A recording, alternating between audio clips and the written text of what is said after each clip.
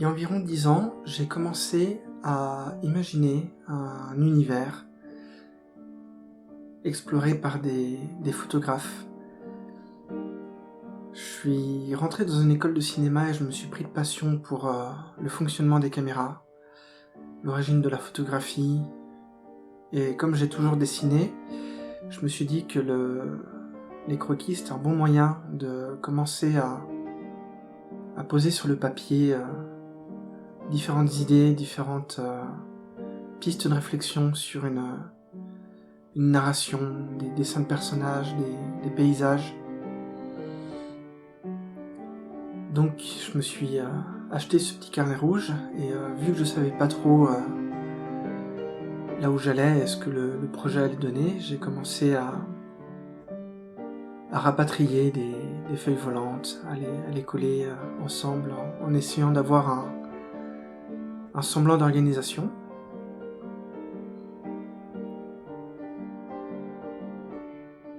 Donc voilà les premières pages de l'idée, la toute première idée que j'ai eue sur le projet, à savoir le ciné-train, qui est le véhicule qui permet de voyager à travers un monde imaginaire qui a sa propre géologie, sa propre géographie, sa propre histoire, ses propres peuples, sa propre technologie.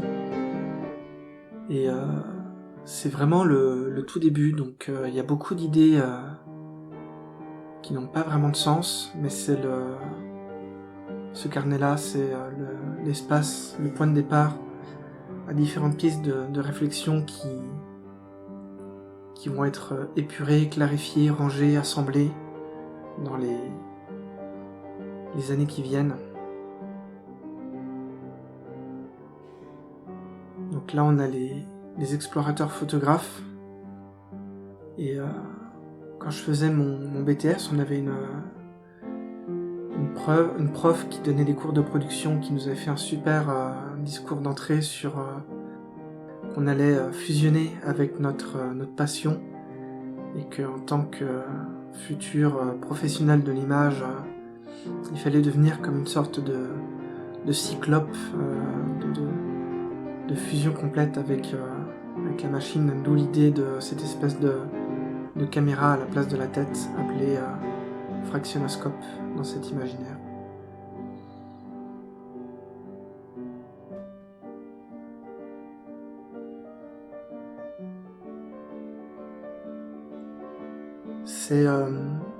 C'est vraiment une époque où je commençais à dessiner de plus en plus. Depuis que je suis tout petit, je dessine, comme n'importe quel enfant. Et j'avais 18 ans à cette époque-là, et c'est là où je me rendais compte qu'il y avait beaucoup de connaissances techniques à découvrir et maîtriser pour justement utiliser des outils de dessin comme la perspective ou la composition, l'anatomie, les bases d'animation, de mouvement, de storytelling. Et même si pour le moment tout ça est très mélangé, c'est un peu les prémices d'une mise en place d'une discipline personnelle pour trouver un moyen de raconter une image de raconter une histoire par l'image.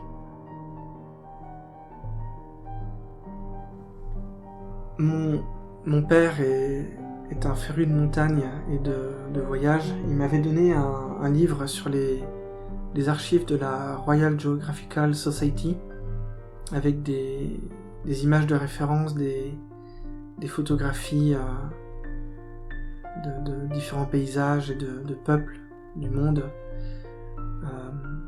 Et tout de suite, ça stimulait un imaginaire de voyage, et je me suis dit que c'était peut-être une bonne piste pour créer un univers, on va dire, bienveillant et paisible, pas forcément un univers comme on peut le voir régulièrement dans les jeux vidéo ou les films d'aventure, où il y a forcément des conflits assez durs. Et même si les conflits, c'est toujours ce qui est nécessaire à la base d'une histoire, je trouvais que c'était peut-être plus intéressant de se concentrer déjà sur la notion d'appel à l'aventure, et puis d'attiser une curiosité, et que la donnée première d'une histoire serait déjà de donner envie de découvrir un monde qui possède ses propres lois physiques, ses propres règles, ses propres cultures, sa propre économie, sa propre politique. Donc voilà, a priori c'est un univers qui se passerait dans une époque similaire à la révolution industrielle, où en tout cas il y a une forme de technologie qui est en cours de développement,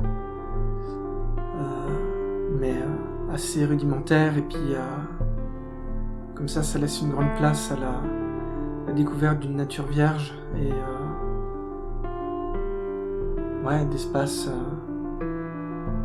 d'espaces inconnus. Il n'y avait pas encore de cartographie ou de monde totalement connu.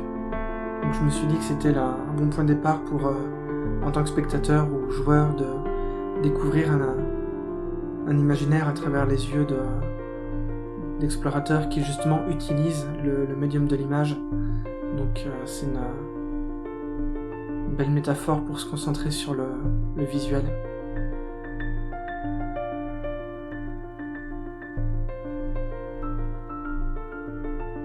Donc il y a différents types de techniques de dessin dans ce carnet. Il y a aussi bien des dessins d'observation. Je m'étais fait la promesse que je dessinerais un jour toutes les photos issues dans le livre sur les archives de la RGS. Bon, il se trouve qu'au final, ça prend un temps fou, donc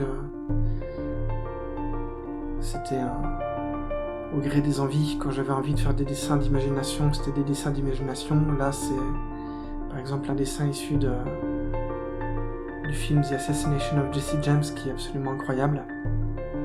Là, des techniques où j'apprenais les bases de la perspective à un point de fuite, très inspiré de jeux vidéo comme Assassin's Creed ou autre.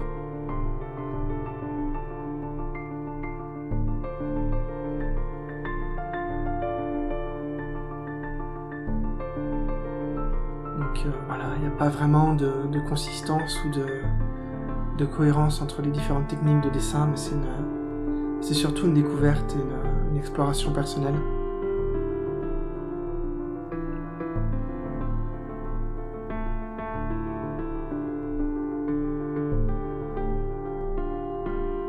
C'était une époque où j'apprenais à faire de la photo, donc j'imprimais les photographies et je m'amusais à redessiner par-dessus. Là, on a un exemple des explorateurs qui ont différentes formes de casques.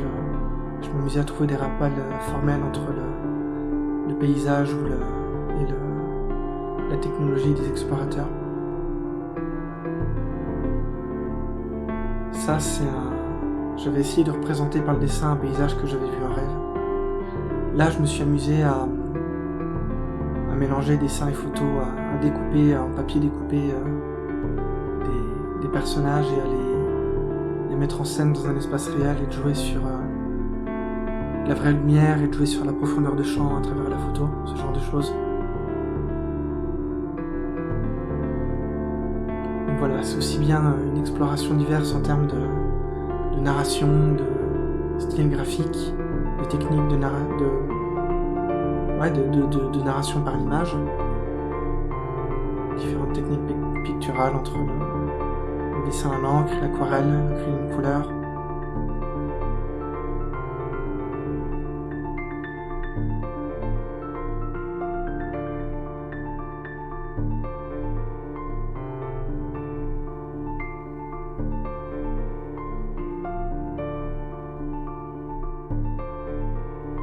Voilà, par exemple, j'avais découpé tous les personnages et je les avais mis debout dans un espace et j'avais pris en photo. Voilà pour le premier carnet du projet Les Entendre Naître.